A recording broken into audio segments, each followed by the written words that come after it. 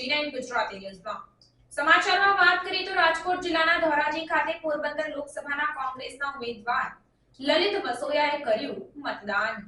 મળતી માહિતી અનુસાર ધોરાજીની આદર્શ સ્કૂલ ખાતે કોંગ્રેસના ઉમેદવાર લલિત વસોયાએ મતદાન કર્યું। લલિત વસોયા તેમના માતૃશ્રી સાથે મતદાન મથકે પહોંચ્યા ત્યારે લલિત વસોયાના માતૃશ્રીએ 100 વર્ષની વયે પણ મતદાન કર્યું। લલિત વસોયાએ લોકોને વધુમાં વધુ મતદાન કરવાની અપીલ પણ કરી હતી।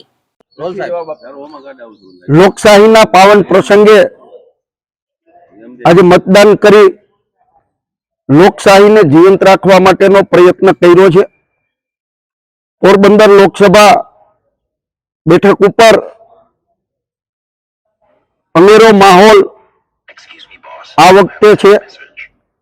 વધુમાં વધુ મતદાન થશે અને લોકો એમનો આક્રોશ મતપેટી દ્વારા વ્યક્ત કરવાના છે। કોંગ્રેસ પાર્ટીનો વિજય થશે એવો મને વિશ્વાસ છે।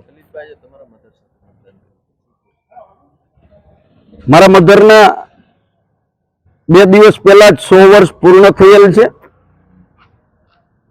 અમને મારી સાથે એમને મતદાન કરવાની ઈચ્છા હતી એટલે મતદાન બૂથ ઉપર હું મારા માતુશ્રીને લઈને મતદાન કરવા માટે આવ્યો હતો।